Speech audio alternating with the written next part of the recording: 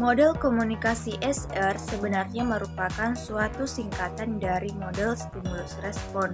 Nah, model ini merupakan model komunikasi yang paling dasar dari segala model komunikasi. Model ini dipengaruhi oleh disiplin psikologis yang khususnya beraliran behavioristik. Model ini menunjukkan bahwa komunikasi itu sebagai suatu proses aksi-reaksi yang sangat sederhana. Model ini juga dapat dikatakan sebagai hubungan timbal balik atau merespon apa yang lawan kita sampaikan.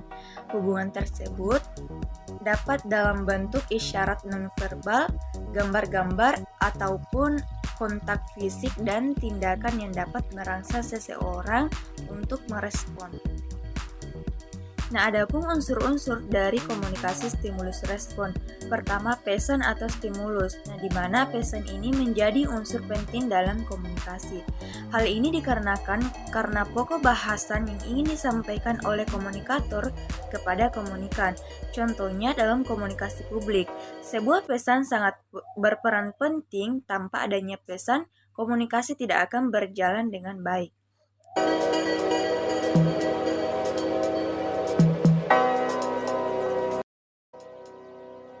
Kedua, komunikan atau organis. Nah, di mana komunikan merupakan elemen yang menerima stimulus yang diberikan oleh komunikator. Sikap komunikan dalam menyikapi stimulus yang diterima akan berbeda-beda, tergantung pribadi yang menerima bentuk stimulus tersebut. Dan yang terakhir adalah efek. Efek ini adalah apa yang terjadi pada penerima setelah ia menerima pesan.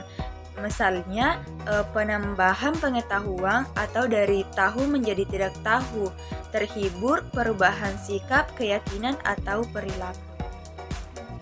Fungsi model komunikasi SR atau stimulus respon mengemukakan bahwa model komunikasi mempunyai 3 fungsi. Pertama, melukiskan proses komunikasi. Kedua, menunjukkan hubungan visual. Dan ketiga, membantu dalam menemukan dan memperbaiki kemacetan komunikasi.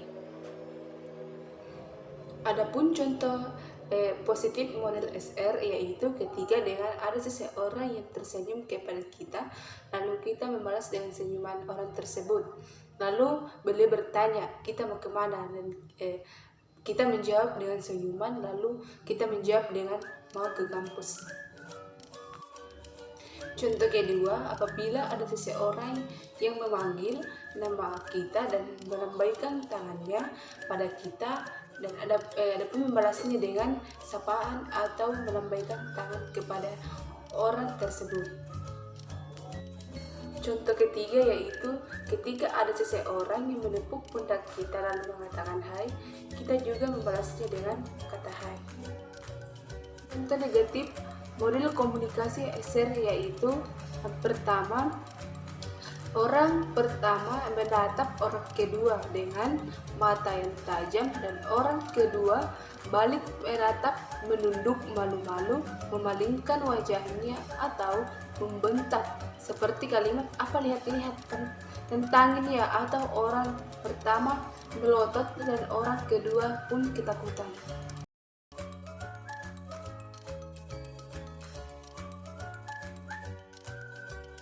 Yang ketiga, Anda menyukai seseorang lalu melihat dan memperhatikan orang tersebut sambil senyum-senyum, ternyata orang tersebut malah menutup wajahnya dengan buku atau benda lain atau melirik silis. Keadaan Anda pun kecewa. Keempat, kelemahan model komunikasi dianggap statis, manusia dianggap berperilaku karena kekuatan luar atas stimulus, bukan berdasarkan kehendak atau keinginan atau kemauan bebas.